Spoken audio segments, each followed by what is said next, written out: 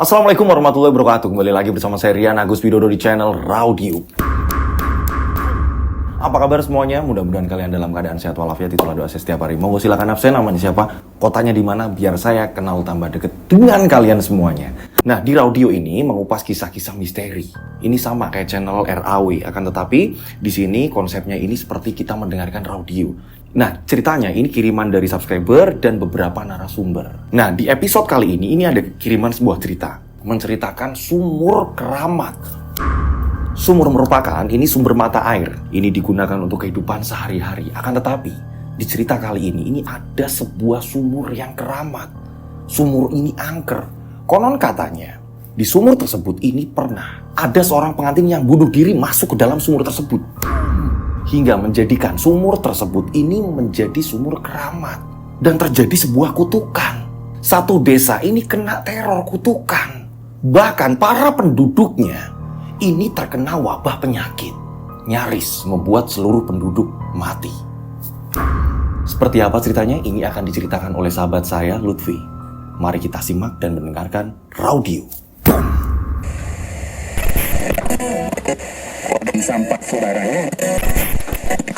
Assalamualaikum warahmatullahi wabarakatuh. Kembali lagi bersama saya, Lutfi, di channel Raudio. Dan pada hari ini saya akan membawakan sebuah kisah pengalaman dari teman subscriber yang sudah mengirimkan pengalamannya di Raudio. Dan untuk kisah kali ini akan berjudul Pengantin Sumur Sarang Setan. Sebenarnya tidak ada yang terlalu istimewa dari kampung Mojosari. Penduduknya mayoritas bertani, para pemudanya kebanyakan pengangguran, yang setiap harinya hanya nongkrong di pos ronda. Kampung itu sama sekali tidak terkenal, dan bayi yang lahir di sana seakan sudah ditentukan garis hidupnya. Ya, apalagi kalau bukan menjadi seorang yang melarat. Namun, ada hal yang tidak lazim di kampung Mojosari. Pernikahan di kampung itu hanya bisa dilakukan pada tengah malam. Tidak ada keramaian, apalagi pesta meriah. Orang-orang di kampung Mojosari malah takut kalau ada yang menikah di kampung mereka. Seperti yang terjadi pada malam itu. Semua orang menutup pintu rumah mereka rapat-rapat karena mereka tahu kalau akan ada orang yang akan menikah. Di sebuah rumah kayu yang lebih pantas disebut gubuk, digelarlah sebuah pernikahan yang sangat sederhana. Gubuk itu bukanlah rumah si mempelai wanita ataupun pria. Tapi memang pernikahan di kampung itu hanya boleh dilakukan di dalam gubuk tersebut. Hanya ada satu kamar di sana yang tidak boleh dibuka oleh siapapun kecuali oleh Ki Suratman, tetua di kampung tersebut. Setiap ada yang menikah, maka di dalam gubuk itu akan terdengar suara jeritan wanita yang pasti membuat siapapun yang mendengarnya akan bergidik. Anjani, seorang mempelai wanita, sudah didandani dengan sangat cantik. Ia pun memakai gaun adat Jawa berwarna hitam dengan pernak-pernik berwarna emas yang menghiasi pakaiannya. Dan juga ada si Bima, sang mempelai pria yang juga tidak kalah gagahnya. Ia juga memakai pakaian adat Jawa. Tubuhnya tinggi besar, kulitnya sawo matang. Tapi dia bukan orang Mojosari. Dia adalah seorang pebisnis kopi dari kota yang awalnya hanya mencari hasil panen kopi di Jawa Timur. Hingga akhirnya Bima sampai di Mojosari dan bertemu dengan Anjani. Di dalam gubuk itu hanya ada kedua mempelai, orang tua mereka, dan seorang penghulu yang tak lain adalah Ki Suratman. Sebelum akad dilangsungkan, Ki Suratman yang juga berpakaian adat Jawa berjalan ke arah kamar. Sambil membawa semangkuk air garam di tangan kanannya, bibirnya bergetar mengucapkan mantra yang hanya bisa didengar oleh dirinya sendiri. Beliau pun meletakkan mangkuk itu di depan pintu yang terlihat sudah sangat usang, dan tangan kanannya merogoh sebuah kunci.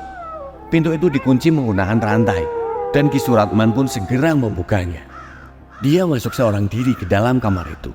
Di dalam sana tampak gelap sekali. Bau busuk menguar, menusuk hidung Ki Suratman. Lampu kecil yang berkedap-kedip dinyalakan. Dan tampaklah ada sesosok wanita berpakaian pengantin yang kedua kakinya dipasung menggunakan balok kayu yang berukuran besar. Kedua pergelangan kakinya lecet dan berdarah. Rambutnya kusam dan sangat panjang, seperti sudah bertahun-tahun tidak pernah dipotong. Tubuhnya kurus kering, giginya hitam, dan mulutnya juga bau busuk sekali. Wajahnya kotor sekali, karena maklum, wanita itu sama sekali tidak pernah dimandikan. "Kanti, doakan. Ada warga kita mau menikah," kata Ki Suratman sambil menatap si Kanti. Kanti malah tersenyum dingin dan perlahan ia mendongakkan wajahnya ke arah Ki Suratman. "Salah satu dari mereka pasti akan mati." "Jangan ngomong begitu. Anjani itu masih ada hubungan keluarga denganku," timpal Ki Suratman memberitahu Kanti kalau sang mempelai wanita masih ada hubungan keluarga dengannya. Setelah itu, ia menaburkan air garam dari mangkuk pada luka di pergelangan kaki Kanti. Hal tersebut tentu saja membuat wanita itu berteriak kesakitan. Sakit, Suratman." Itu merupakan salah satu ritual agar kedua mempelai selamat dari mara bahaya. Setelah itu, Ki Suratman memadamkan kembali lampu kamar dan segera mengunci pintunya. Ia kembali duduk di hadapan kedua mempelai. Bima dan kedua orang tuanya tampak tegang sekaligus ketakutan dengan apa yang barusan mereka dengar. Kanti pun masih berteriak kesakitan sambil meracau tidak jelas. "Itu siapa, Ki?" tanya Bima. "Dia Kanti." "Kenapa dia dikurung, Ki?" tanya ayahnya Bima. "Ceritanya panjang, lain kali akan aku ceritakan. Sekarang kita lanjutkan saja pernikahan ini," kata Ki Suratman. "Tapi kami berdua sudah aman kan, Ki?" tanya si Anjani, sang mempelai wanita. "Tentu saja, aku sudah melakukan semua ritualnya," jawab Ki Surat. "Kenapa kita harus menggelar pernikahan tengah malam seperti ini, Ki?" tanya ibunya Bima. "Di Mojosari memang harus kayak gini. Kalau nikahnya siang, salah satu dari mempelai bisa celaka," Ki Suratman menjawabnya sambil senyum ramah. Kedua orang tua Bima mulai tidak tenang. Mereka takut kalau terjadi sesuatu pada anaknya. Kalau tahu begini, mungkin saja mereka tidak akan mengizinkan Bima menikah dengan orang Mojosari. Sesaat setelah Bima mengucapkan akad nikah, pintu kamar Kanti bergetar hebat. Dari dalam kamar itu terdengar suara Kanti tertawa terbahak-bahak. "Dia bakal jadi temanku. Dia bakal jadi temanku." Suara Kanti dari dalam kamar. Siapa yang akan menjadi temannya? Apakah itu sebuah ancaman bagi kedua mempelai? Semua orang yang ada di dalam gubuk itu ketakutan, kecuali Ki Suratman. Ia pun bangkit lalu mendekat ke arah kamar Kanti. Pintu itu berhenti bergetar. Sampai akhirnya suara Kanti tidak lagi terdengar. Ki Suratman kembali duduk di hadapan kedua mempelai. Ia berkata kepada mereka kalau semuanya masih aman terkendali. Tapi mereka tetap saja ketakutan dan sangat cemas. "Tolong ceritakan yang sebenarnya, Ki. Apa yang terjadi di kampung Mojosari ini?" tanya Bima. Bima menatap wajah Ki Suratman. Pertanyaan itu cukup mewakili rasa penasaran kedua orang tua Bima. Sebelum Ki Suratman bercerita, ia menoleh ke arah Anjani dan kedua orang tuanya yang sudah sepuh. Anjani malah tertunduk lesu. "Ceritakan saja, Ki," kata Bapak Anjani. Ibu Anjani pun juga mengangguk kepada Ki Suratman. Ki Suratman pun menarik nafas dalam-dalam lalu mengembuskannya pelan. Dan ia pun mulai bercerita. "Dulu di Mojosari ini ada seorang dukun yang sangat disegani. Dia bisa menyembuhkan berbagai penyakit, membuat penglaris usaha, bahkan bisa mendatangkan jodoh buat seseorang," ujar Ki Suratman. Dia mengubah posisi sila terlebih dahulu sebelum melanjutkan ceritanya. Ki Suratman pun kembali menarik nafas. Sayangnya, dukun itu malah melakukan ritual terlarang yang menyebabkan kampung ini dikutuk." "Ritual apa, Ki?" tanya Bima. "Dia memuja setan," jawab Ki Suratman. "Lalu, itu ritual untuk apa, Ki?" Bima pun semakin penasaran. "Biar awet muda. Dukun itu percaya dengan janji-janji setan dan ingin hidup abadi. Akibatnya, kampung kami menjadi dikutuk. Setiap ada orang kampung Mojosari yang menikah, beberapa hari kemudian salah satu mempelai pasti akan mati. Kami sudah mencoba untuk melangsungkan pernikahan di luar Mojosari, tapi tetap saja sama.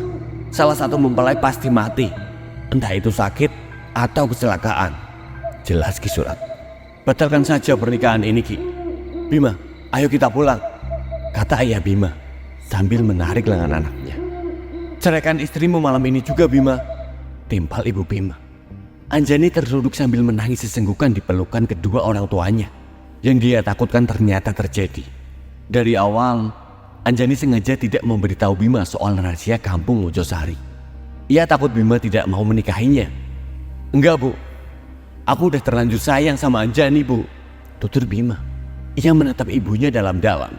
"Cari perempuan lain saja. Ini kampung setan. Nanti kamu pasti celaka," bentak ayah Bima. "Cukup," bentak Ki Suratman sambil berdiri.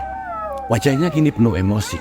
Itu membuat semua orang di ruangan terdiam dan hanya menyisakan suara tangis Anjani. Kedua orang tua Anjani tidak banyak cakap karena mereka sudah sangat tua.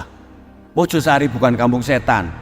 Kalau kalian tidak mau menikahkan anak kalian dengan Anjani, ya silahkan ceraikan. Tapi ingat, Bima sudah pernah melakukan akad dengan orang Mojosari. Dan aku akan lepas tangan kalau nanti ada hal buruk yang menimpa anak kalian," ujar Ki Suratman. "Bajingan!" Ayah Bima merebut baju Ki Suratman.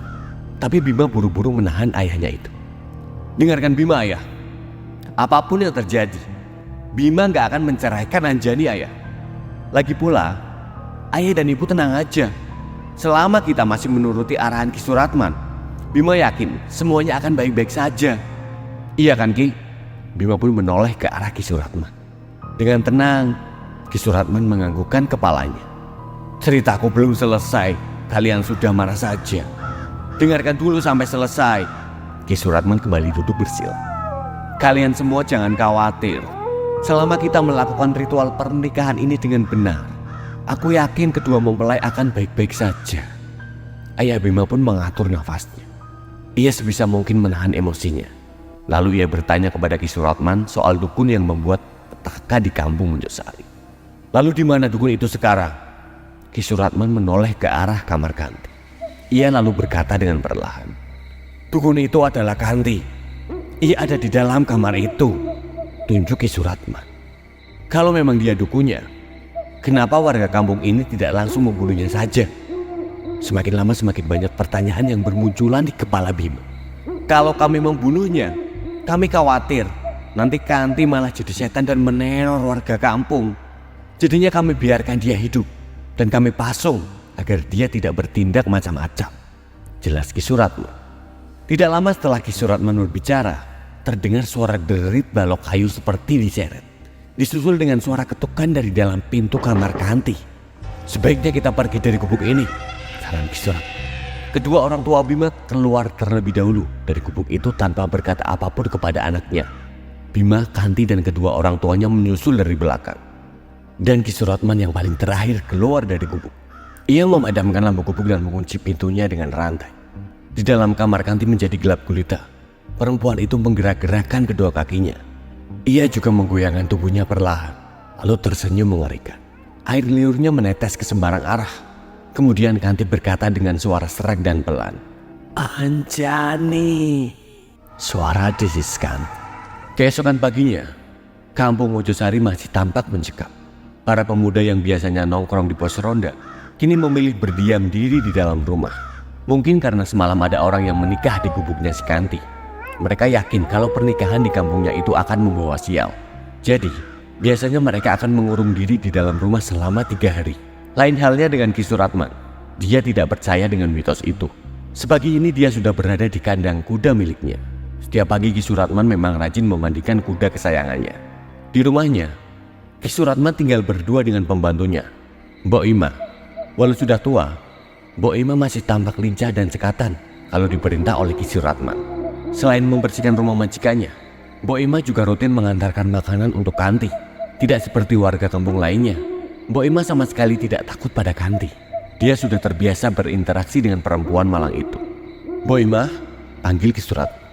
Tangannya masih sibuk menggosok-gosok tubuh kuda dengan sikat. "Iya, Ndoro," sahut Mbok Ima. Dengan tergopoh-gopoh dia muncul dari dalam dapur. "Kanti sudah dikasih makan?" tanya Ki Suratman tanpa menoleh ke arah Mbok Ima. "Belum, Ndoro," jawab Mbok Ima sambil tertunduk. "Ya sudah, sana kasih makan," ujar Ki Suratman. "Baik, Ndoro." Mbok Ima pun segera beranjak ke dapur. Saat kemudian dia muncul kembali dengan membawa rantang nasi. Ia lalu pergi ke gubuknya Kanti. Mbok Ima sebenarnya kasihan melihat kondisi Kanti. Dia ingin sekali memandikan perempuan malang itu. Tapi Ki Suratman selalu melarangnya. Sesampainya di depan gubuk, Mbok Imah membuka rantai yang membelenggu pintu gubuk. Ia pun segera masuk ke dalamnya. Dilanjutkan dengan membuka rantai pintu kamar Kanti. Pintu itu perlahan dibuka dan menimbulkan suara derit yang nyaring. Seketika saja rantai yang dibawa Mbok Imah pun jatuh. Nasi dan lauknya tumpah acak-acakan. Tanpa pikir panjang lagi, dia langsung lari sekuat tenaga untuk memberitahu Ki Suratman. Tidak sampai 10 menit, Mbok Imah sudah sampai di halaman kandang kuda milik Ki Suratman. Dia tidak langsung berbicara, nafasnya tersengal-sengal. Mbok Imah pun memegang kedua lututnya. Dia kelelahan karena lari dengan seluruh tenaga yang dia punya. Doro, Kanti Doro, Doro, Kanti Doro. Kalimatnya terputus-putus.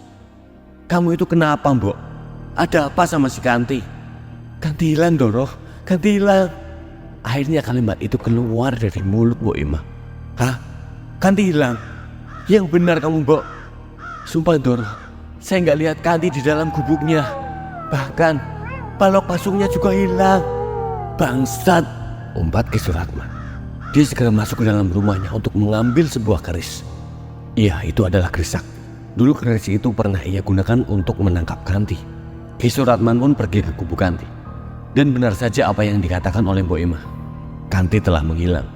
Bahkan balok pasukannya juga menghilang. Ini sangat aneh. Tidak butuh waktu lama, kabar tentang hilangnya Kanti langsung menyebar ke seluruh warga kampung Mojosari. Kabar itu membuat mereka panik dan ketakutan. Jadi, selama Kanti dikabarkan hilang, kampung itu seketika bertambah sepi. Hanya orang-orang pilihan Ki Suratman saja yang berkeliaran setiap malam untuk mencari keberadaan Kanti. Tak terkecuali dengan Bima dan Anjani. Sudah berapa hari ini mereka hanya berdiam diri di dalam rumah. Bima sudah punya rencana akan membawa Anjani ke kota. Dia yakin kehidupan mereka di sana akan lebih nyaman daripada di Mojosari. Malam itu Anjani sedang mematut dirinya di depan cermin sambil menyisir rambutnya yang panjang. Bima masuk ke dalam kamar dan langsung menyentuh kedua pundak istrinya itu. Dari pantulan cermin, Bima memperhatikan paras istrinya yang cantik. Anjani pun tersenyum. Bima memeluk istrinya, lalu membaringkannya di atas kasur. Namun, baru saja Bima hendak merangkul istrinya, Anjani tiba-tiba langsung melompat kaget sambil memeluk suaminya itu. Kenapa sayang? Tadi ada Kanti di cermin. Tadi ada Kanti di cermin, Mas. Napas Anjani terengah-engah. Raut wajahnya sangat ketakutan. Mana? Gak ada kok, kata Bima. Bayangan itu menghilang. Padahal jelas-jelas Anjani baru saja melihat Kanti berpakaian pengantin sedang berdiri di depan cermin. Anjani sudah melihat kalau kedua kaki Kanti masih dipasung. Sesaat setelah Anjani melihat bayangan Kanti, tiba-tiba ia meringis kesakitan. Tangannya mencoba menggapai-gapai punggungnya yang terasa ada sesuatu. Ada apa lagi sayang? Punggung aku sakit, Mas, jawab Anjani sambil menangis. Bima segera memeriksa punggung istrinya. Ia menemukan benjolan kecil sebesar biji kelereng di punggung istrinya sebelah kanan. Ada benjolan. Besok kita periksa ke dokter ya. Bima kembali menutup baju istrinya. Semalaman suntuk Anjani tidak bisa tidur. Benjolan di punggungnya seakan bergerak-gerak, bikin ngilu dan perih. Beberapa kali ia membangunkan suaminya karena rasa sakit itu semakin parah. Keesokan paginya, wajah Anjani sangat pucat. Tubuhnya juga sangat lemas. Tanpa pikir panjang, Bima minta izin kepada orang tua Anjani untuk membawanya ke kota. Benjolan di punggung Anjani harus diperiksa oleh dokter spesialis. Jam 9 pagi, Bima dan Anjani sudah berkemas. Mereka berangkat menggunakan mobil. Sambil menyetir sesekali, Bima memperhatikan istrinya yang semakin pucat itu. Dia khawatir kalau nanti benjolan itu tidak dapat bisa disembuhkan secara medis. Sesaat sebelum mobil mereka keluar dari kampung Mojosari, tiba-tiba Bima melihat Kanti berdiri di antara pohon bambu di pinggiran jalan. Bima menelan ludah. Dia mencoba untuk tetap tenang dan tetap fokus untuk menyetir. Sampai akhirnya Bima bisa membawa Anjani ke dokter dan pulang ke rumahnya. Iya, Bima punya rumah di kota. Rumah itu ia beli 2 tahun lalu dari seorang pengusaha tambang batu bara. Setelah resmi menjadi miliknya, Bima mengubah rumah itu menjadi nuansa Jawa. Maksudnya agar dia merasa ada di kampung halamannya.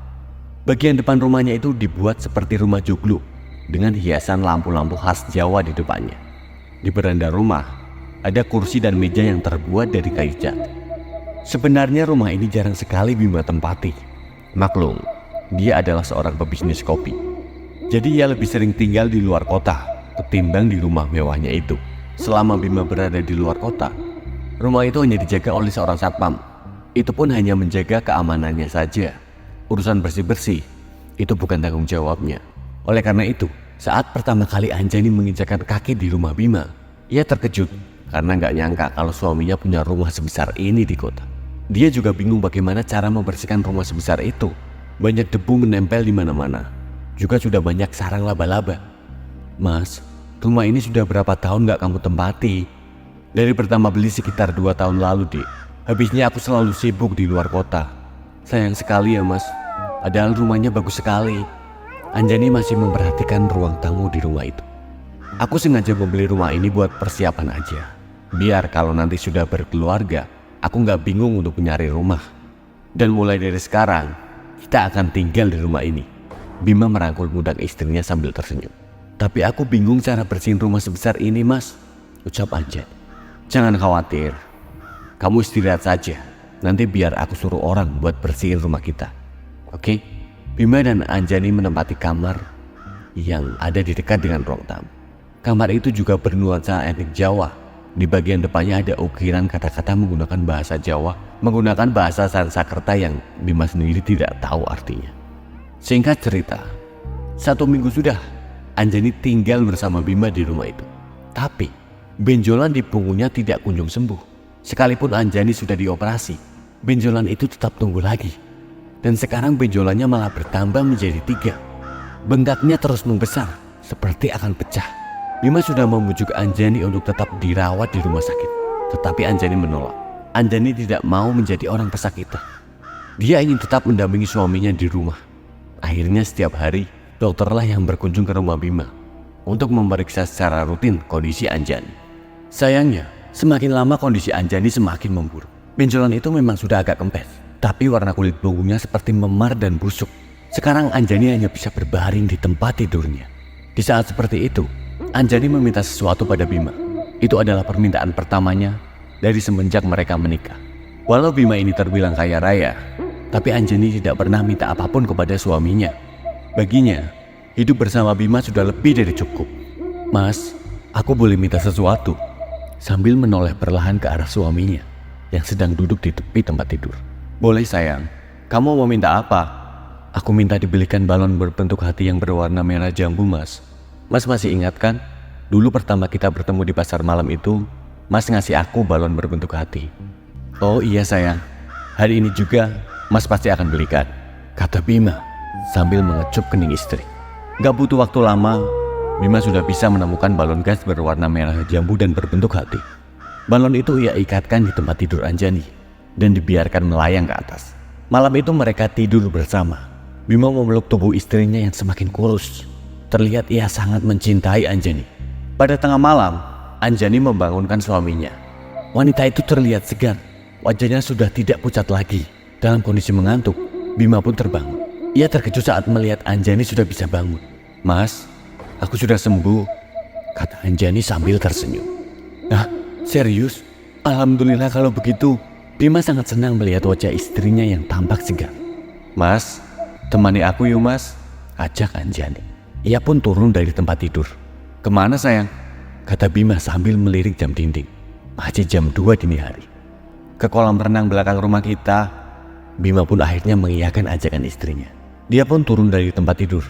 Lengan Bima ditarik oleh Anjani. Wanita itu terlihat sangat gembira sekali. Malam-malam begini, Anjani berendam di kolam renang.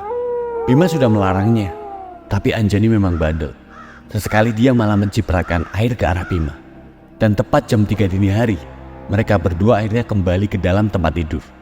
Bima pun memeluk tubuh istrinya. Dan ternyata, itu menjadi pelukan terakhirnya. Karena pada keesokan paginya, Anjani sudah meninggal dunia. Pagi itu Bima menangis sejadi-jadinya. Dia tidak menyangka kalau kebahagiaannya hanya sesingkat itu. Akhirnya orang tua Anjani pun dijemput. Begitupun dengan orang tua Bima. Mereka semua berkumpul di dalam kamar Anjani. Sementara itu, mayat Anjani dibaringkan di atas tempat tidur dan sudah dikafani sendiri oleh Bima. Bu, Pak, aku mau memakamkan Anjani di dalam kamar ini, Pak, kata Bima dengan suara yang payau. Tidak bisa, Nak. kami akan membawa Anjani pulang ke Mojosari, kata Bapak Anjani yang sudah tua itu. Aku masih sayang sama dia, Pak. Kumohon, izinkan aku memakamkannya di kamar ini. Aku berjanji akan merawat makam Anjani dengan baik. Udah gila kamu, Bim. Biarkan Anjani dikubur di kampung halamannya, timpal Ibu Bima. Tapi aku belum siap kehilangan Anjani, Bu. Bima pun tertunduk sambil menangis. Menurut ayah, biarkan saja Bima mengubur istrinya di kamar ini, kata ayahnya Bima. Kedua orang tua Anjani hanya bisa terdiam. Mereka seperti tengah mempertimbangkan permintaan Bima. Ya sudah kalau itu mau kamu, tapi kamu harus jaga kuburan anak kami dengan baik, kata ayah Anjani, yang akhirnya mengiyakan keinginan Bima. Kalian sudah gila, mana mungkin ada kuburan di dalam kamar, bentak ibunya Bima. Biarkan saja, Bu, itu kemauan anak kita. Ayahnya Bima tetap membela Bima. Maka malam itu juga lantai kamar Bima pun dibongkar. Anjani dikuburkan di dalam kamar itu. Balon gas berbentuk hati diikatkan di batu nisan Anjani. Kan tetap mereka tidak menyadari satu hal, bahwa di sudut ruangan Bima yang remang, Kanti berdiri menyaksikan pemakaman Anjani. Kanti sudah sejak lama ada di kamar itu, dan dari awal dia memang mengikuti Anjani.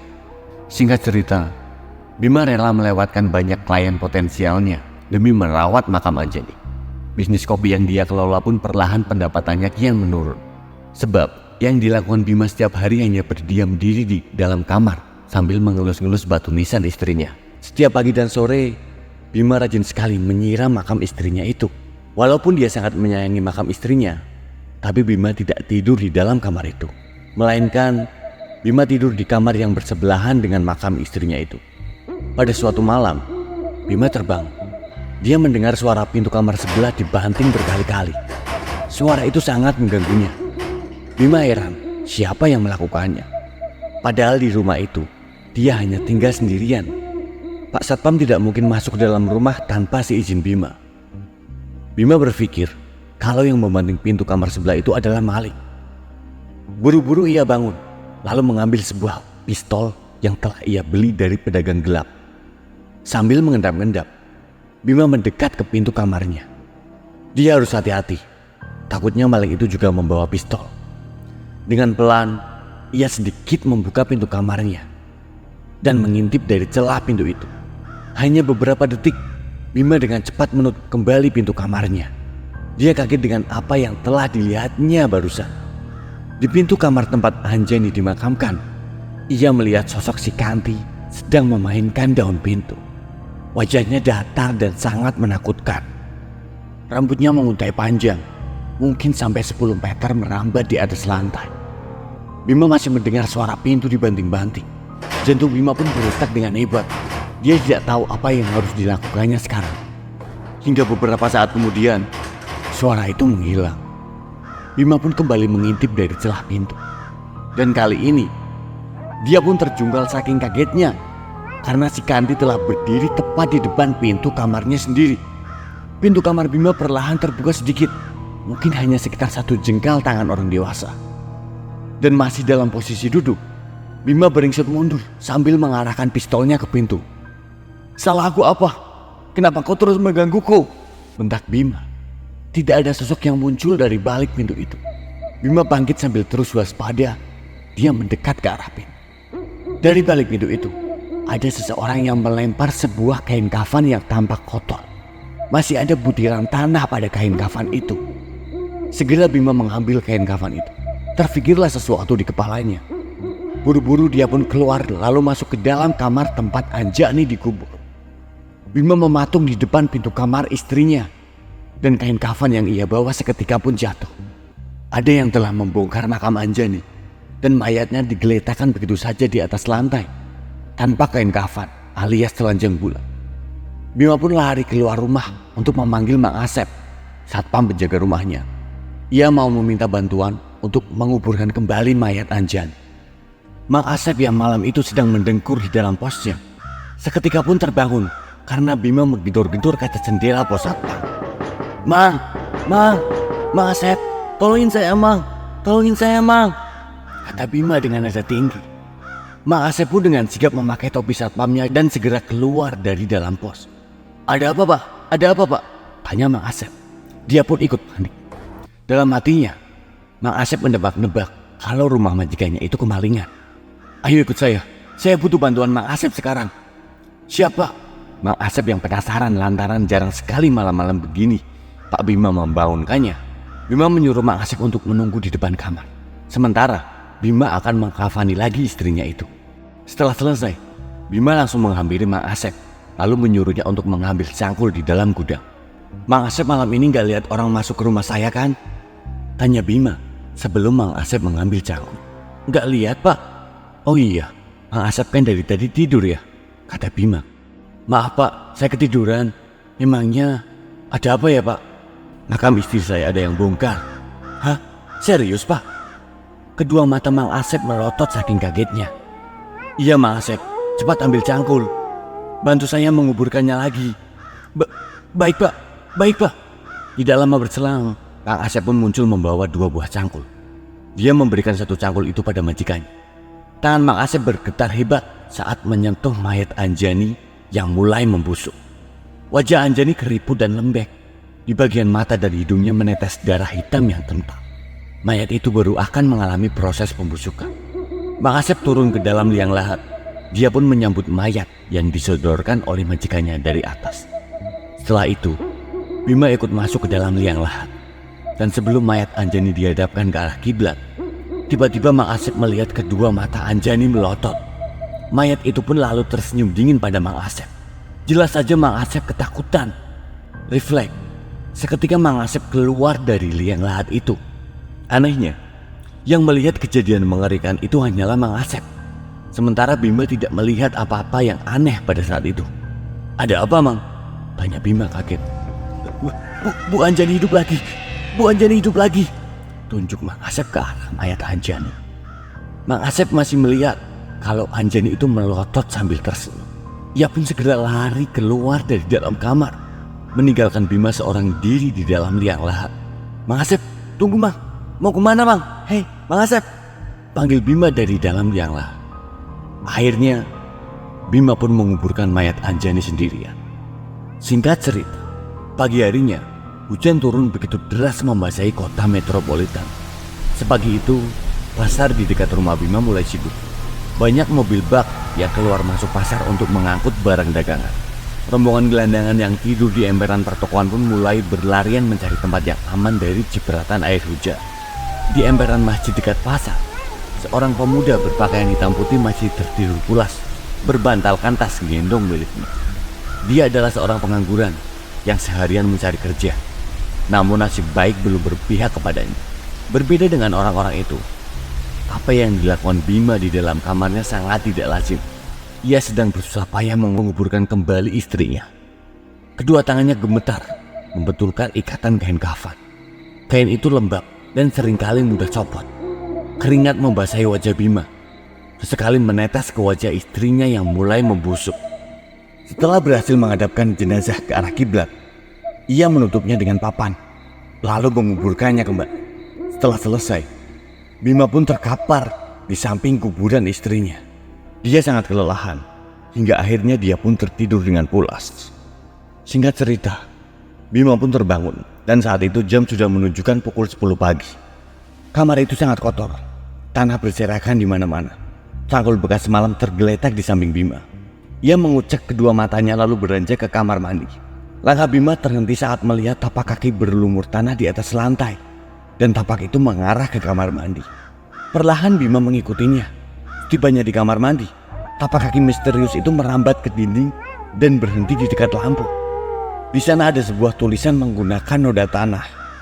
Itu adalah tulisan Anjani. Bima sangat kenal sekali gaya tulisan istrinya. Pergilah ke Mojosari Mas. Begitulah pesan yang tertulis di dinding itu. Sesaat setelah Bima membacanya, tulisan itu lenyap begitu saja. Ada apa di Mojosari? Kenapa Anjani menyuruhnya untuk pergi ke sana? Karena penasaran, hari itu juga Bima akan berangkat ke Mojosari. Lagi pula, memang ada yang belum terpecahkan dari semua kejadian ini. Apalagi tentang Kanti yang selalu menerornya. Tapi Bima tidak akan membiarkan rumah ini kosong. Dia berencana akan membayar seorang asisten rumah tangga untuk menjaga rumahnya selama Bima pergi ke Mojosari. Selesai mandi, Bima langsung menelpon sebuah yayasan penyalur asisten rumah tangga. Setelah sepakat soal gaji, pengelola yayasan itu pun memanggil Zulfa. Dia adalah salah satu pegawai baru di yayasan tersebut. Zulfa adalah seorang gadis yang berasal dari kampung. Usianya masih 23 tahun. Dia baru 3 hari tinggal di yayasan. Dan hari ini adalah gilirannya untuk disalurkan sebagai asisten rumah tangga. Zulfa, hari ini kamu dapat pekerjaan. Lokasinya nggak jauh dari yayasan, kata Bu Rani, pengelola yayasan itu. Iya Bu, wajah Zulfa pun berbinar. Dia senang karena akhirnya mendapatkan pekerjaan. Kerjaannya nggak ribet, orangnya mau pergi selama beberapa hari saja. Kamu cukup jaga rumah itu saja. Baik Bu, Zulfa pun mengangguk. Kalau kerja kamu bagus, bisa jadi si pemilik rumah akan terus mempekerjakan kamu. Iya Bu, saya akan bekerja sebaik mungkin Bu, kata Zulfa. Hingga akhirnya hari itu juga Zulfa diantar oleh mobil yayasan menuju ke rumah Bima. Ia turun di depan gerbang. Tidak ada satu orang pun yang menyambut kedatangan Zulfa. Pintu gerbang itu dibiarkan terbuka sedikit dan pos satpamnya pun sepi. Zulfa celingukan dan dengan ragu-ragu dia masuk ke halaman rumah Bima. Dia terus berjalan melewati pepohonan mangga yang sangat rindang. Zulfa lalu berhenti di beranda rumah. Permisi, kata Zulfa. Tidak ada jawaban dari si pemilik rumah. Ia pun lalu mengetuk pintu rumah itu. Seketika pintu dibuka dan Bima pun akhirnya muncul. Bima sudah berpakaian rapi, hendak berangkat ke Mojosari. Ayo masuk Mbak, kata Bima. Pekerjaan kamu mudah saja. Cukup jaga rumah ini. Kamu gak perlu membersihkan seluruh ruangan. Kerja semampu kamu saja. Yang penting, kamu harus selalu mengawasi rumah ini. Jangan sampai ada orang asing yang masuk. Aku sudah memasang CCTV di gerbang dan di halaman rumah. Dan kamu bisa mengeceknya setiap saat di layar CCTV. Ini ada uang cash buat makan kamu sehari-hari. Bima pun menyerahkan sejumlah uang. Tanpa berkenalan terlebih dahulu, Bima terus mencerocos tanpa jeda, membuat Zulfa hanya fokus mendengarkan semua arahannya. Dan yang paling penting, Bima menoleh ke arah Zulfa. Kamu lihat kamar itu? Bima menuju ke kamar tempat Anjani dikubur. Iya Pak, Zulfa pun mengangguk. Jangan sekalipun masuk ke kamar itu. Apapun yang terjadi, kamu gak boleh masuk ke dalam sana, ujar Bima. Wajahnya kali ini terlihat sangat serius, bahkan terkesan mengancam. Baik Pak, timbal Zulfa dengan terbata-bata. Ini kunci rumahnya dan ini kunci gerbang. Aku mau pergi untuk beberapa hari ke depan. Bima pun segera mengambil koper dan bergegas ke garasi mobil. Zulfa pun mengikutinya dari belakang. Ia menawarkan bantuan untuk membawa koper, tapi Bima menolak. Setelah Bima pergi, Zulfa masuk kembali ke dalam rumah. Ia pun mengunci pintu dan jendela rumah itu rapat-rapat. Sekarang tinggal Zulfa sendirian di rumah. Ia berdecak kagum melihat interior rumah bernuansa Jawa. Zulfa melangkah mendekat ke sebuah foto pernikahan Bima dan Anjani yang cukup besar. Foto itu dipajang di ruang tamu. Cantik, gumam Zulfa. Ia tersentak ketika mendengar seseorang membuka pintu kamar. Zulfa pun mengerutkan dahinya. Ia memperhatikan wajah wanita yang muncul dari dalam kamar. Wajahnya sama seperti di foto itu. Istrinya Pak Bima ya? Tanya Zulfa. Wanita itu hanya mengangguk sambil tersenyum. Saya Zulfa Bu, asisten rumah tangga baru di rumah ini. Di kamar Bima ada sebuah lemari besar yang ada cerminnya. Malam itu Anjani duduk menghadap lemari. Ia minta rambutnya disisir oleh Zulfa. Seharian bersama Zulfa, Anjani tidak banyak bicara. Dia terkesan selalu murung dengan wajahnya yang amat pucat. Rambut Bu Anjani bagus ya, puji Zulfa sambil tersenyum memandangi wajah majikannya di cermin. Tapi Anjani tidak menimpalinya. Ia menatap cermin dengan tatapan kosong. Kalau boleh tahu, Bu Anjani ini asli mana ya Bu? Tanya Zulfa. Mojosari, jawabnya singkat. Itu di Jawa ya Bu? Anjani pun mengangguk dengan pelan. Bu Anjani kok di rambutnya banyak tanah ya Bu? Zulfa membersihkan butiran tanah yang menempel di rambut Anjani. Aku bersihkan dulu ya Bu, lanjut Zulfa. Zulfa meniup butiran tanah yang menempel di sela-sela rambut Anjani. Tidak lama berselang, terdengar suara seseorang mengetuk pintu. Bu, ada yang mengetuk pintu. Zulfa cek dulu ya. Zulfa pun beranjak dari kamar Bima. Setelah ditelusuri, ternyata suara itu bersumber dari kamar tempat Anjani dikuburkan. Zulfa ingin sekali memeriksa kamar itu, tapi ia tidak diizinkan oleh Bima. "Halo, siapa ya? Ada orang di dalam?" tanya Zulfa. Tapi tidak ada jawaban sama sekali. Tapi suara ketukan pintu itu masih terdengar. Kemudian pintu itu terbuka sedikit. Suara deritnya terdengar sangat nyaring. Zulfa mundur beberapa langkah. Ia menjauh dari pintu itu. Apapun yang terjadi, ia tidak akan masuk ke dalam kamar itu. "Kamu siapa?"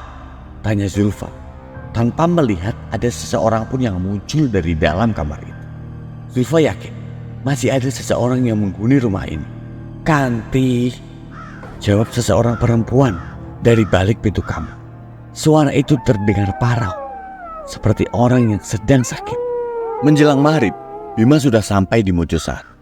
Ia memperlambat laju mobilnya. Ia heran, kenapa kampung Mojosari sangat sepi. Kampung itu seperti ditinggalkan oleh warganya. Kabut tebal menghalangi laju mobil Bima. Ia berusaha untuk menemukan seseorang di kampung itu. Tapi, yang dia lihat hanya kawanan anjing liar yang melintas di depan mobilnya. Setibanya di rumah orang tua Anjali, Bima segera keluar dari dalam mobil. Ia harus menggunakan senter untuk menerangi jalan karena kabut begitu pekat. Tapi Bima heran, ada apa dengan kampung Mojosari?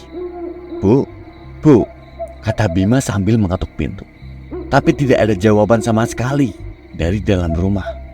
Pak, Bima kembali mengetuk pintu itu. Ia lalu menggenggam gagang pintu rumah itu dan ternyata pintunya tidak dikunci. Perlahan Bima masuk sambil terus memanggil orang tua Anjani. Di lantai rumah itu ada genangan air dan daun sirih yang berserakan. Bima memeriksa setiap kamar dan ruangan. Akan tetapi, ia tidak menemukan siapapun. Kemana mereka? Gumam Bima dalam hati. Bima pun pergi ke halaman belakang rumah sambil berteriak memanggil orang tua Anjani. "Pak, Bu, Bapak, Ibu."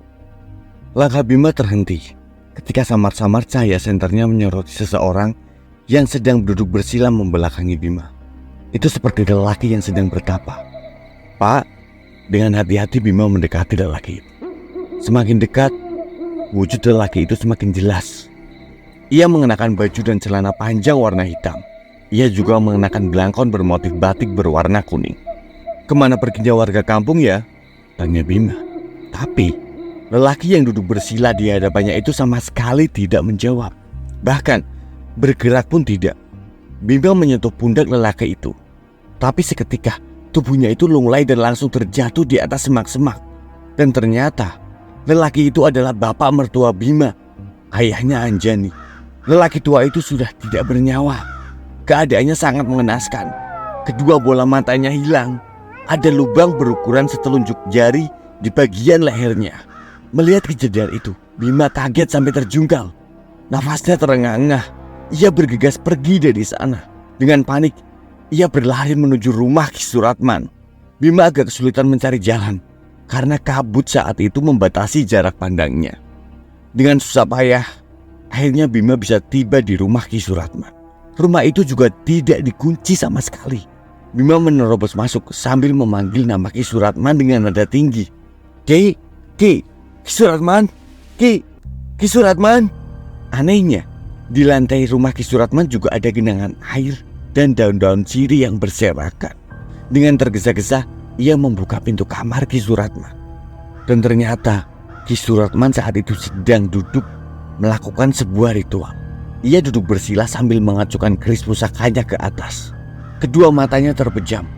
Bibirnya bergetar mengucapkan mantra.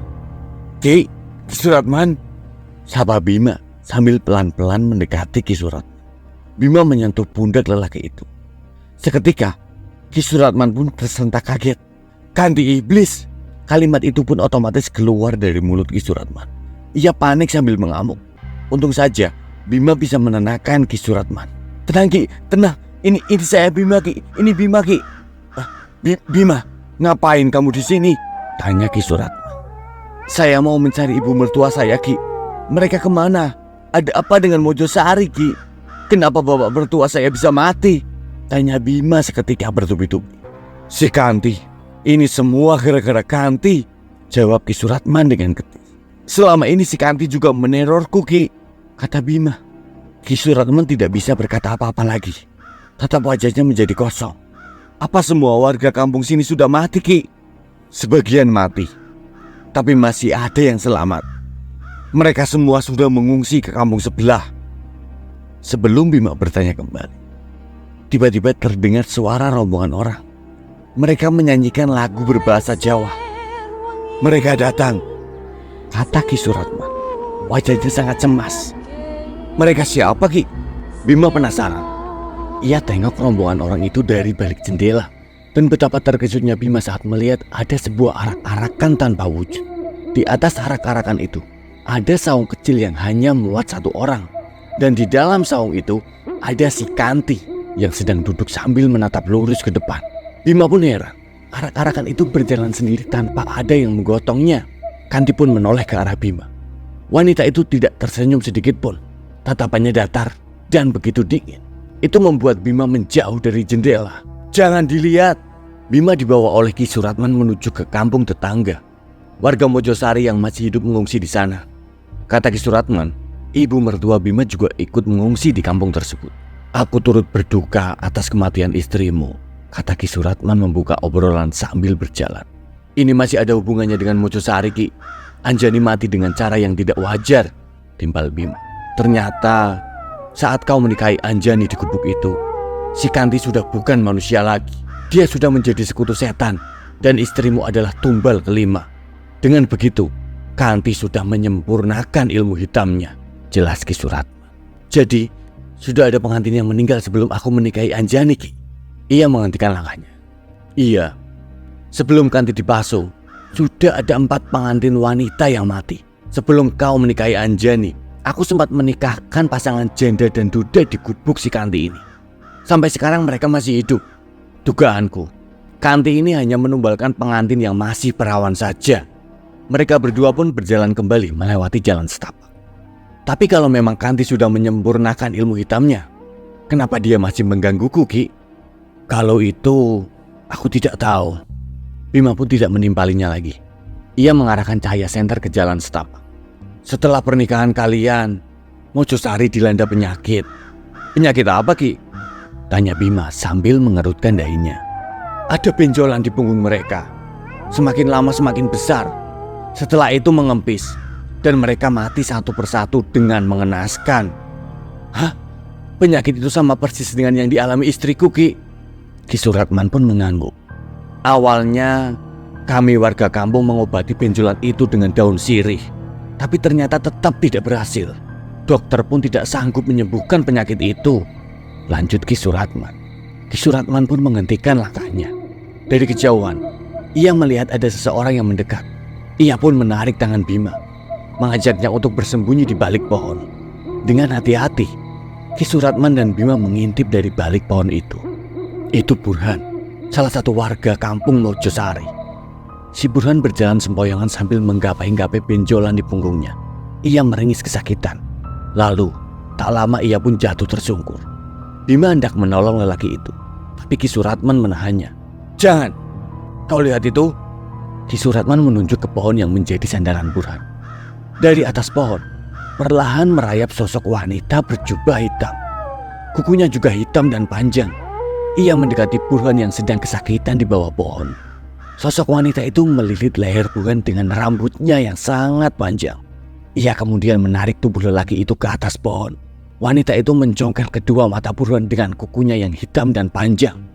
Burhan berteriak kesakitan. Sesaat kemudian, suara Burhan sudah tidak terdengar lagi. Lehernya ditusuk menggunakan kuku oleh wanita itu. Dan setelah Burhan mati, tubuhnya dijatuhkan begitu saja dari atas pohon. Ayo kita pergi dari sini, ajak Ki Suratman. Akhirnya mereka pun tiba di kampung tetangga. Ternyata para pengungsi dari Mojosari tidak tinggal di rumah warga, melainkan dibuatkan tenda dari terpal. Warga kampung di sana awalnya takut kedatangan pengungsi dari Mojosari. Mereka takut kalau penyakit itu akan menular. Namun setelah berunding, akhirnya pengungsi Mojosari dibuatkan tenda yang letaknya jauh dari pemukiman warga. Tenda pengungsi itu bersebelahan dengan pemakaman umum. Tidak butuh waktu lama bagi Bima untuk menemukan ibu mertuanya, Rusmana, Ibu Anjani. Saat itu sedang duduk di atas kursi plastik di luar tenda.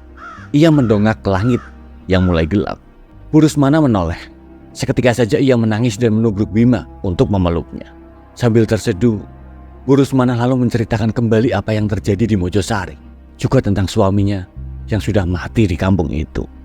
"Ibu sendiri baik-baik saja kan, Bu?" tanya Bima dengan khawatir. "Di sebelah sini sakit, Nak." Bu Rusmana menggapai punggungnya, menunjukkan titik di mana ia rasa sakitnya. Bima pun meraba punggung ibu mertuanya, dan ternyata ada sebuah benjolan persis dengan apa yang dialami oleh Anjani. Bima menghembuskan nafas berat. Ia tertunduk lesu. Bima tidak tahu apa yang harus ia lakukan untuk menyelamatkan ibu mertuanya itu. Dan ketika Bima masuk ke dalam tenda, ia melihat keadaannya sangat memprihatinkan. Ada yang sedang mengobati keluarganya dengan daun sirih. Ada juga yang berteriak kesakitan sambil menggapai-gapai punggungnya. Bima juga menyaksikan seorang kakek yang ditangisi keluarganya.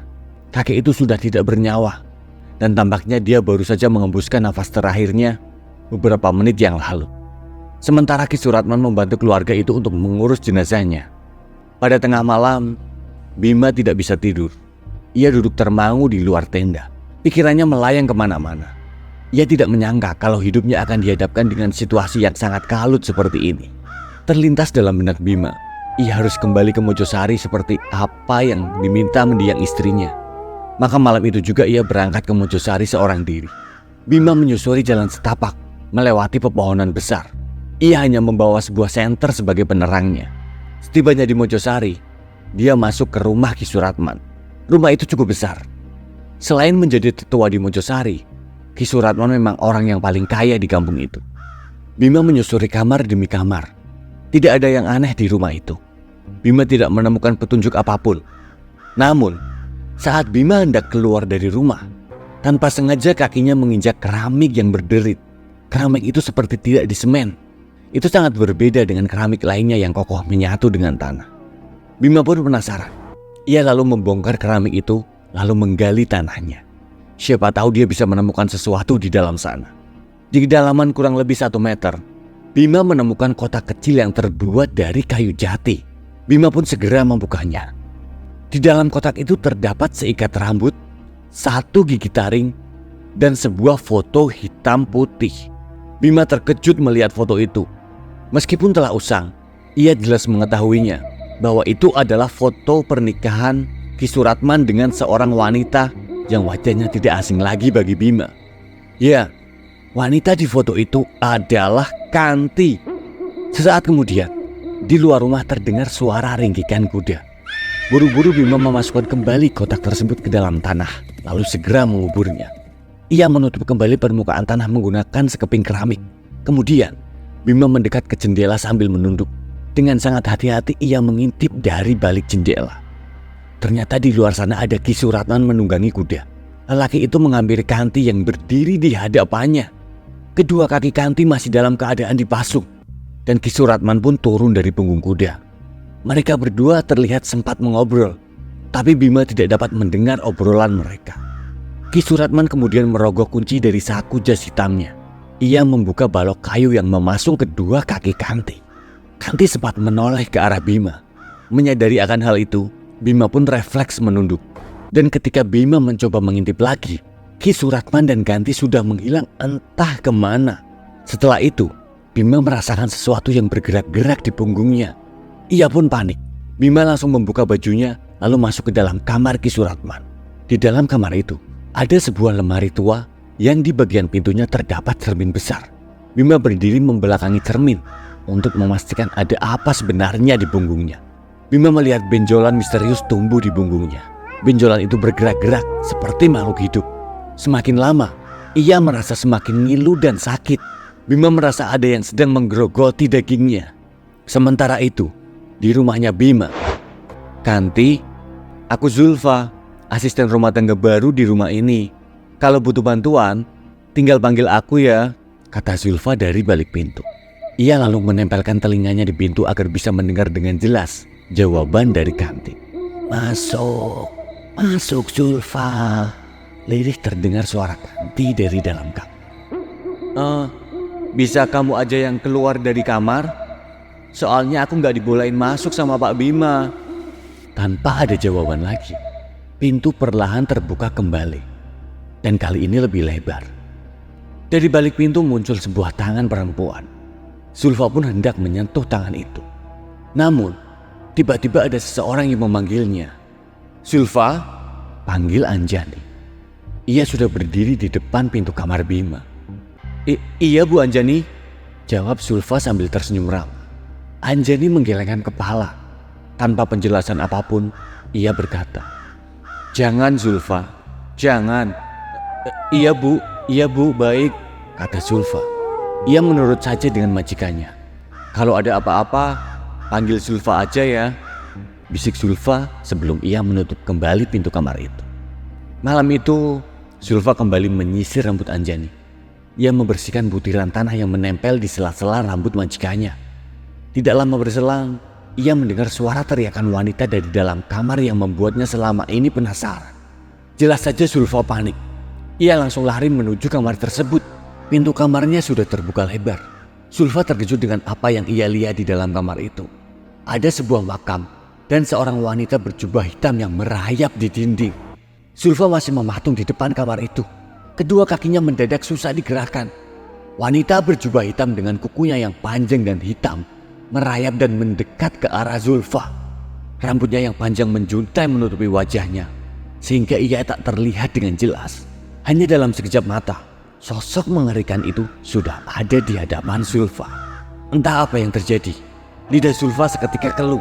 Ia tidak bisa mengucapkan sepatah kata apapun. Wajahnya pun berkeringat dingin. Ingin sekali ia lari dan meminta tolong. Tapi sekujur tubuhnya semakin membatu. Sulit sekali digerakkan. Zulfa lalu dicekik. Tubuhnya ditarik masuk ke dalam kamar. Pintu kamar seketika tertutup dengan sendirinya. "Jangan!" Dari kejauhan Anjani berteriak saat melihat Zulfa dibawa oleh makhluk itu. Anjani menangis lantaran tidak bisa berbuat apa-apa. Jauh sebelum Mojosari kena kutukan, kampung itu sebenarnya tempat yang nyaman dan tentram. Setiap tahunnya selalu ada pernikahan yang digelar di kampung itu. Semuanya baik-baik saja. Tidak ada mitos sinting yang mengatakan kalau pernikahan adalah sebuah kesialan. Tapi itu dulu, ketika kampung itu dipimpin oleh Ki Abidin. Ia adalah tetua kampung sebelum Ki Suratman. Saat itu Ki Abidin adalah orang terkaya di Mojosari. Lain halnya dengan Ki Suratman. Dulunya ia adalah orang miskin yang bekerja sebagai kulit cangkulnya di sawahnya Ki Abidin. Ki Suratman menikahi Kanti, seorang gadis Mojosari. Mereka berdua tinggal di gubuk reot yang terletak di tengah persawahan milik Ki Abidin. Setiap hari, kerjaan Ki Suratman dan Kanti mengurus sawah majikannya itu. Mereka sangat patuh kepada Ki Abidin. Selain mengurus sawah, Ki Suratman juga dipekerjakan untuk menjaga kambing Ki Abidin. Ada 5 ekor kambing yang diurus oleh Ki Suratman. Setiap sore, ia mencari rumput untuk memberi makan kambing-kambing itu. Semuanya berjalan baik-baik saja. Hingga pada suatu hari, Ki Suratman tertimpa masalah. 1 ekor kambing yang ia urus tiba-tiba mati. Sedangkan itu adalah kambing kesayangan Ki Abidin. Kejadian itu pun membuat Ki Abidin marah besar. Ki Suratman dimaki-maki habis-habisan. Kanti juga tidak luput dari amarah Ki Abidin. Padahal, kematian kambing itu bukanlah kesalahan Ki Suratman. Sebab, ia sudah mengurusnya dengan baik.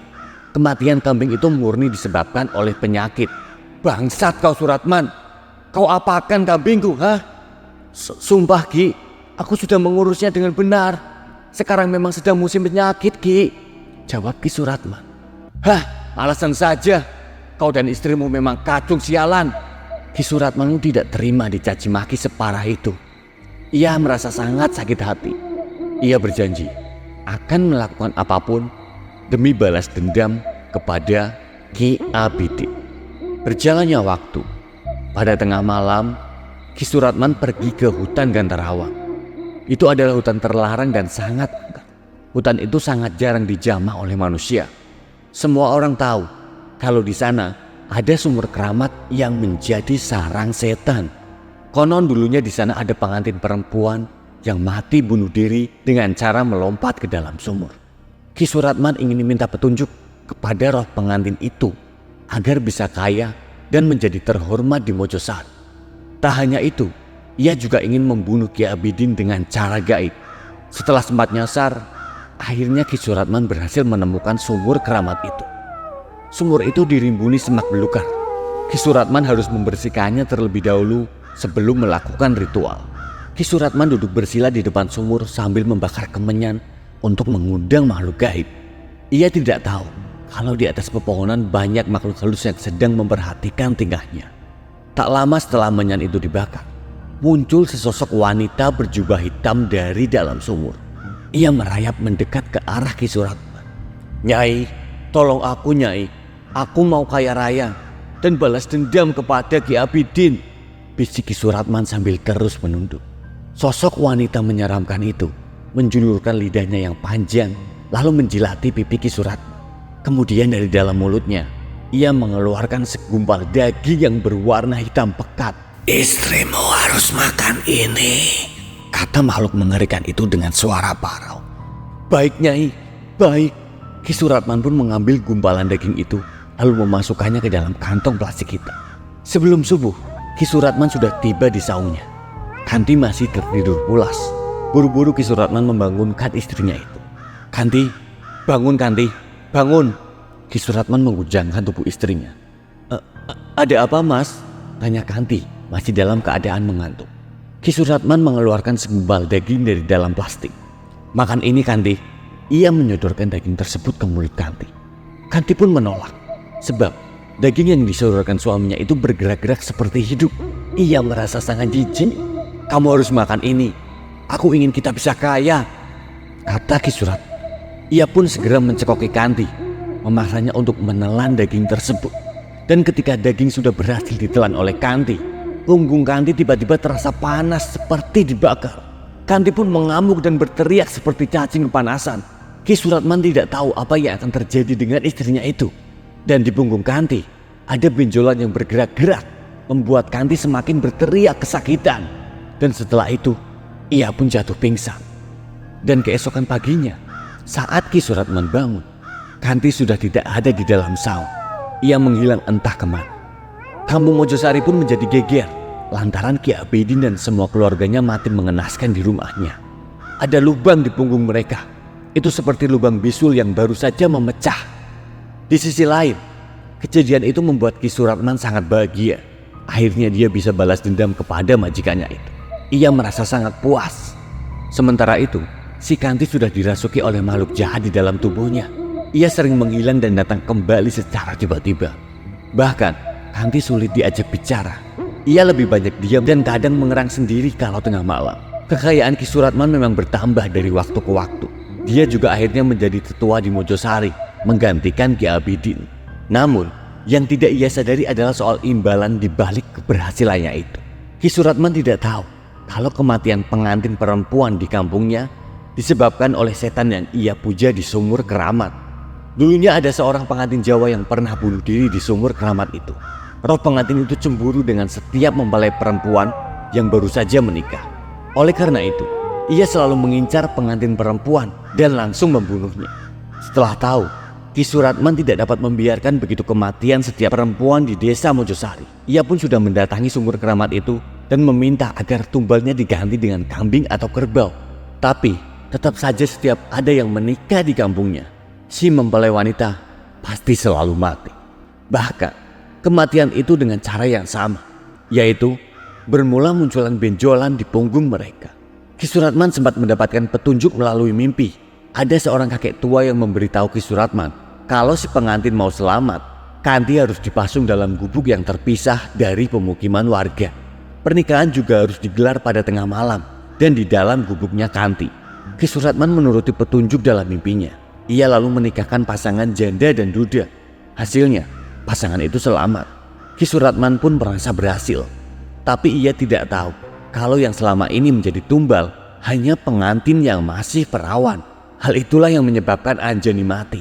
Dia menjadi korban setan sumur keramat. Kembali ke cerita, Bima mengenakan kembali pakaiannya, lalu segera pergi dari rumah Ki Suratman. Namun sebelum masuk ke dalam mobil, dari kejauhan ia mendengar suara perempuan meminta ampun. Bima pun tidak jadi pulang. Ia penasaran. Ia mencari sumber suara perempuan itu. Dan setelah ditelusuri, ia melihat Ki Suratman sedang menyeret paksa seorang perempuan tua. Ya, perempuan itu tidak lain adalah Mbok Imah, pembantu Ki Suratman. "Aku tahu apa yang telah kamu lakukan, Mbok," kata Ki Suratman sembari menyeret paksa Mbok Imah menuju sumur keramat. "Ampun Ki, ampun." Bima terus mengikuti mereka dari belakang. Sesekali ia bersembunyi di balik pepohonan agar tidak ketahuan oleh Ki Suratman. Setibanya di sumur keramat, Ki Suratman mendorong Mbok Imah hingga Mbok Imah tersungkur di depan sumur. "Warga kamu kena penyakit gara-gara kamu, Mbok Imah. Ngapain kamu di sumur keramat ini, hah?"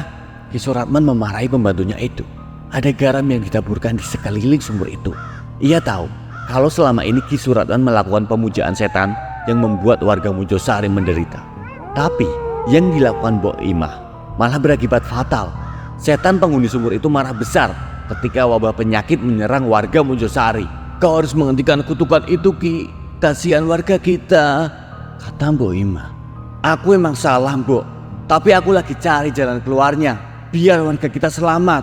Dan sekarang Mbok Imah malah mengacaukannya. Pantas saja warga kita kena penyakit. Ini sumur keramat, Mbok. Sarangnya setan." Bima pun menguping percakapan mereka. Ia tidak menyangka kalau dalang dari semua ini adalah Ki Suratman, orang yang justru sangat Bima percaya omongannya. "Sekarang kau harus mati, Mbok." Ki Suratman tiba-tiba menarik lengan Mbok Imah. Lelaki itu akan menjerumuskan pembantunya tersebut ke dalam sumur. "Jangan, Ki!" teriak Bima. Ia lari menghampiri Ki Suratman. "Bangsat kau, jangan ikut campur urusan kampung kami," bentak Ki Suratman sambil mengeluarkan keris yang ia ikatkan di pinggangnya. Keris itu diujamkan ke arah perut Bima, tapi untungnya Bima masih bisa menghindar. Ia kemudian menghantam perut Ki Suratman dengan dengkulnya dan membuat lelaki tua itu terjungkal. Tapi rupanya Ki Suratman tidak mudah menyerah. Ia bangkit kembali lalu menebaskan kerisnya. Kali ini ia mengarahkan pusakanya itu ke leher Bima. Namun lagi-lagi Bima mampu menepisnya. Keris itu akhirnya terlepas dari genggaman Ki Suratman. Dengan cepat Bima meraih keris itu lalu menancapkannya di leher Ki Suratman. Ia pun terkapar dan mengembuskan nafas di tempat di samping sumur keramat. Bima segera membawa Mbok Imah keluar dari hutan. Mereka berdua sudah tiba di Mojosari. Lalu Mbok Imah mengajak Bima untuk masuk ke rumah Ki Suratman. "Dari dulu Mbok sudah tahu kalau Ki Suratman itu jahat," kata Mbok Imah. "Tapi kenapa Ki Suratman tega berbuat seperti itu, Mbok?" tanya Bima. "Dia sakit hati pada Ki Abidin yang tak lain adalah majikannya dulu." Mbok Imah pun membuka sekeping keramik lalu mengambil kotak yang pernah Bima temukan. "Ini gigi taring dan rambutku. Sengaja aku tanam di rumah ini sebagai salah satu ritual untuk menghancurkan kutukan kampung Mojosari. Kusertakan juga foto pernikahan Ki Suratman dengan Kanti biar mereka ikut binasa. Tapi ternyata ritualku malah berakibat fatal," jelas Mbok Imah. "Mbok tenang saja, Mbok. Sekarang Ki Suratman sudah mati. Semoga warga kampung bisa selamat, Mbok." Malam itu juga Bima mengantarkan Mbok Imah ke pengungsian karena hari sudah semakin malam. Dan keesokan paginya, semua orang yang ada di pengungsian itu sembuh dari penyakit aneh yang beberapa hari lalu sempat melanda mereka. Warga Mojosari pun kembali ke rumah mereka masing-masing. Sementara Bima harus pamit karena dia khawatir pada asisten rumah tangganya. Singkat cerita, setibanya di rumah, Bima heran karena gerbang tidak dikunci. Bukan hanya gerbang saja, tapi pintu rumah juga tidak dikunci. Bima segera masuk ke dalam kamar tempat Anjani dikubur. Bima terkejut melihat Zulfa sudah terkapar tidak sadarkan diri di samping makam Anjani. Bima panik dan langsung membawa Zulfa keluar. Wanita itu masih hidup. Bima membawanya ke rumah sakit. Bima menduga kalau rumahnya itu telah dirampok. Tapi ternyata dugaannya salah karena setelah dicek kembali tidak ada barang yang hilang dari rumah Bima. 2 hari sudah Zulfa dirawat di rumah sakit, namun belum juga siuman. Wajahnya pucat, kelopak matanya menghitam. Pihak yayasan pun sudah menjenguk Zulfa. Mereka pun bilang ke Bima kalau pihak yayasan akan bertanggung jawab atas kejadian ini. Namun Bima tidak mau lepas tangan begitu saja. Dia harus memastikan sendiri kalau Zulfa akan baik-baik saja. Pada tengah malam, hujan mengguyur kota metropolitan. Bima pun tidur di samping ranjang Zulfa. Wanita itu terlihat masih tidak sadarkan diri. Pergelangan tangannya masih diinfus. Dadanya turun naik, menandakan dia masih hidup. Saat kemudian, tubuh Zulfa bergetar. Matanya melotot, seperti melihat sesuatu mengerikan sedang melayang di atas kepalanya. Bima pun terbangun dan langsung memanggilkan dokter. 2 perawat dan 1 dokter masuk ke dalam ruangan itu. Mereka sibuk memeriksa kondisi Zulfa. Di saat seperti itu, muncul rangkaian kejadian yang dilihat Zulfa. Ia melihat seorang perempuan mengenakan baju pengantin berjalan sempoyongan menuju hutan Gantarawang. Perempuan itu juga sedang hamil besar. Dia menangis sambil memegangi perutnya yang terasa sakit. Tibanya di sumur keramat, ia duduk bersandar pada dinding sumur sambil tak henti-hentinya menangis. Air matanya menyatu dengan riasan yang pudar, membuat garis hitam di pipinya. Dia mengerang kesakitan. Jabang bayi dalam perutnya seperti memaksa ingin keluar. Di tengah hutan itu ia melahirkan bayi perempuan. Bayi yang masih ada tali ari-arinya itu ia letakkan begitu saja di pinggir sumur. Seolah-olah dia tidak pernah mengharapkan bayinya terlahir ke dunia. Tanpa mempedulikan bayinya yang menangis, wanita itu naik ke atas tembok sumur, lalu loncat masuk ke dalam sumur itu. Dia tenggelam dan mati mengambang di dalam sumur itu. Mbok Imah yang terlihat masih muda menghampiri bayi itu dan membawanya pergi dari sumur keramat. "Tenang nak, kamu selamat. Aku pasti akan merawatmu." Dan semenjak saat itu, bayi yang ia temukan, ia asuh dan diberi nama Zulfa. Dan wanita yang bunuh diri itu bernama Sumarni. Acara pernikahannya diamuk warga lantaran dia melakukan perzinahan sebelum menikah. Saat itu suaminya diarak dan dipermalukan keliling kampung, sementara Sumarni sendiri berhasil kabur ke dalam hutan Gantarawang. Tubuh Zulfa kembali tenang, perlahan matanya juga terpejam. Seorang perawat mengganti cairan infusnya, sedangkan dokter sibuk memberitahu Bima kalau Zulfa baik-baik saja. Keesokan paginya, Zulfa pun siuman. Tubuhnya masih lemah. Perlahan Bima menyuapinya dengan bubur. "Kita belum sempat kenalan. Aku Bima.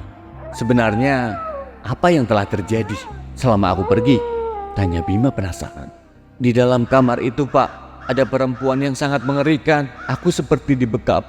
Dan setelah itu aku udah gak sadarkan diri Pak," jawab Zulfa dengan suaranya yang... Bima mengembuskan nafas berat dan dia yakin wanita itu pasti Kanti. "Bu Anjani kemana Pak?" tanya Zulfa. Ia pun menoleh ke sekeliling, mencari Bu Anjani. Bima mengerutkan dahinya. Dia heran, dari mana Zulfa bisa tahu tentang Anjani? "Kamu tahu Anjani dari siapa?" tanya Bima.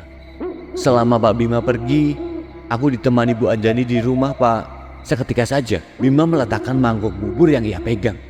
"Anjani itu istriku, tapi dia sudah meninggal. Dan aku menguburnya di dalam kamar. Kalau kamu melihat kuburan di dalam kamar, itu adalah kuburan Anjani. Makanya aku melarangmu untuk masuk ke dalam kamar itu," timpal Bima. "Gak mungkin Pak, gak mungkin. Jelas-jelas Bu Anjani bersama aku semalaman Pak. Aku menyisir rambutnya yang penuh dengan gumpalan tanah Pak." "Ya sudahlah, apapun itu, yang penting kamu selamat Zulfa," kata Bima. Ia pun kembali menyedokkan bubur untuk Zulfa.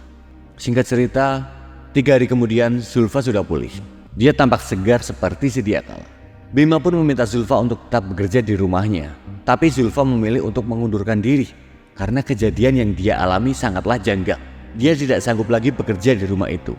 "Zulfa, kamu yakin gak mau kerja di sini lagi?" tanya Bima sambil fokus menyetir. Karena pagi itu Zulfa minta diantarkan ke stasiun kereta api. "Iya Pak, saya mau cari kerjaan lain saja Pak," jawab Zulfa sambil memandangi jalanan yang ramai oleh lalu lalang kendaraan. "Kalau boleh tahu, asal kamu dari mana ya?" tanya Bima lagi. "Saya juga nggak tahu asal saya dari mana Pak.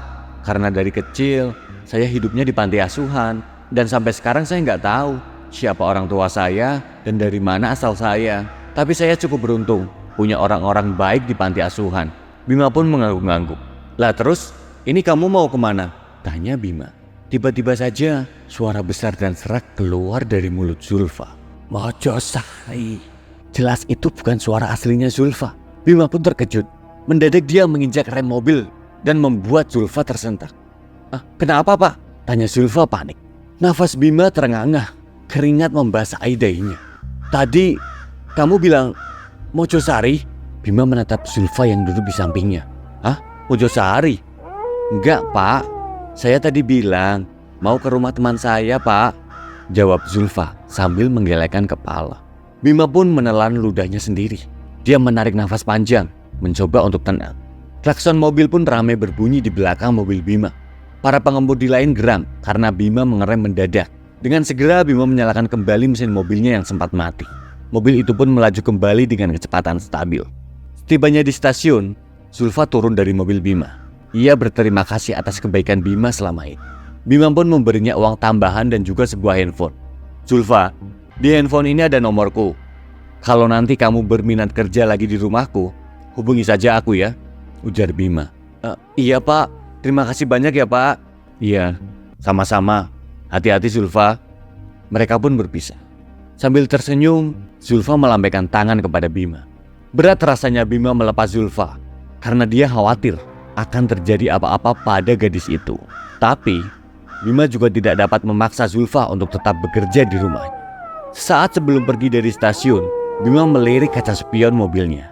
Dari pantulan kaca itu, ia melihat Zulfa berdiri di pinggir jalan sambil terus memperhatikan mobil Bima. Dan di samping Zulfa, Bima melihat sosok perempuan berambut panjang dengan pakaian hitam. Perempuan itu tak lain adalah Kanti. Bima mengerutkan dahinya. Ia pun berkali-kali mengejapkan kedua matanya. Dan setelah itu, sosok Kanti pun menghilang. Dan cerita pun selesai. Itulah salah satu cerita kiriman dari teman subscriber yang sudah dikirimkan ke tim Raudio. Akhirnya, saya Lutfi pamit undur diri. Sampai jumpa lagi di Raudio. Wassalamualaikum warahmatullahi wabarakatuh. Nah, baru saja kita mendengarkan cerita yang dibawakan sahabat saya Lutfi. Cerita yang berkaitan dengan sumur keramat. Nah, buat teman-teman di rumah yang mempunyai pengalaman mistis atau tempat-tempat angker di daerah kalian, kalian punya pengalaman di situ, kalian bisa membagikan cerita pengalaman kalian ini ke Raudio. Caranya gimana mas? Kalian ditulis per paragraf atau per kalimat, ya. Ditulis di sumur ini atau mungkin tempat ini mas, dulunya seperti ini, seperti ini, seperti ini. Pernah ada cerita sebuah ini. Nah, monggo silakan ditulis, ya. Ini lihat ke layar kaca.